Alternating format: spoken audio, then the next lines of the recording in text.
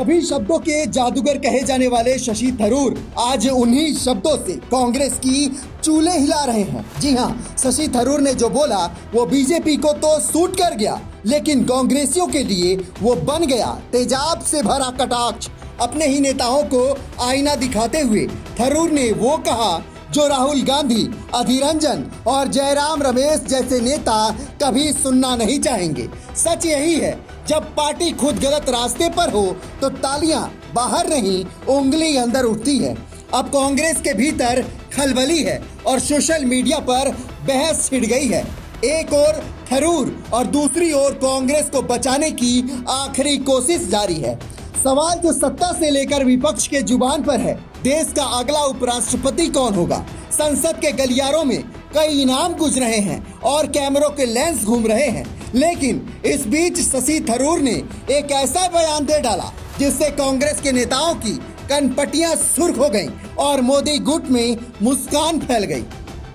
इस सवाल का जवाब जब कांग्रेस सांसद थरूर से पूछा गया उपराष्ट्रपति पद किसे मिलेगा, तो उन्होंने कहा दूसरों को ऊपर चढ़ाने के लिए पहले खुद को नीचे झुकाना पड़ता है और कांग्रेस में आजकल कोई झुकना नहीं चाहता। बस फिर क्या था, कांग्रेस के प्रवक्ताओं के चेहरे उतर गए।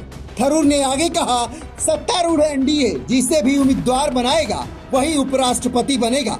थरूर के बयान से साफ है कि उन्होंने माना है कि इस चुनाव में विपक्ष की हार और राहुल की खामोशी बिल्कुल तय है। उन्होंने आगे कहा चूंकि इस चुनाव में केवल संसद के सदस्य ही हिस्सा लेते हैं, ऐसे में हम सभी जानते हैं कि बहुमत किसके पास है।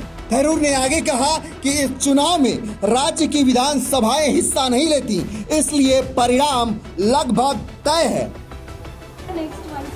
No idea. I know the question was asked today, and as I said, all we know is that it will be somebody whom the ruling party nominates, because we already know the composition of the electorate. It's the two houses of parliament. Unlike the presidential election where the state assemblies also vote, for the vice president it's only Lok Sabha and Rajya Sabha. So we already know who has the majority. I think it's fairly clear that whoever is going to become vice president will be the nominee of the ruling party. I hope they can. अब बात कर लेते हैं उपराष्ट्रपति चुनाव के लिए होने वाले आंकड़ों के बारे में। बता दें कि संसद की दोनों सदनों में सांसदों की कुल संख्या 782 है। उपराष्ट्रपति पद पर जीत दर्ज करने के लिए उम्मीदवार को 391 मतों की आवश्यकता होती है। लोकसभा में 542 सदस्यों में एनडीए के 293 सांसद हैं, वहीं राज्यसभा में 240 सदस्यों में से 129 सदस्य एनडीए के हैं। कुल मिलाकर एनडीए को 422 सांसदों का समर्थन प्राप्त है। ऐसे में माना जा रहा है कि उपराष्ट्रपति का उम्मीदवार एनडीए से ही होगा। बता दें कि बीते दिन पूर्व उपराष्ट्रपति जगदीप धनखड़ के इस्तीफे के बाद देश में अब नए उपराष्ट्रपति के लिए 9 सितंबर को चुनाव होना तय है। इसकी अधिसूचना 7 अगस्त को जारी की जाएगी। तय शेड्यूल के अनुसार नामांकन पत्र दाखिल करने की आखिरी तारीख 21 अगस्त होगी। चुनाव का परिणाम मतदान के दिन यानी 9 सितंबर को ही घोषित किया जाएगा। सवाल अब सिर्फ इतना नहीं कि देश का अगला उपराष्ट्रपति कौन होगा, सवाल ये है कि क्या कांग्रेस के अपने ही नेता अब पार्टी की चुप्पी को चीख में बदल रहे हैं, और अगर शशि थरूर जैसे लोग सच बोलने लगे तो क्या कांग्रेस के लिए अंदर की आग ही सबसे बड़ा संकट बन जाएगी। बहरहाल इस रिपोर्ट पर आपकी क्या प्रतिक्रिया है, कमेंट कर हमें जरूर बताएं।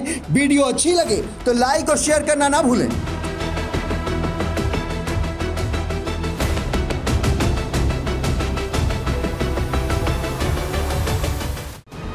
वीके न्यूज, राष्ट्र के नाम।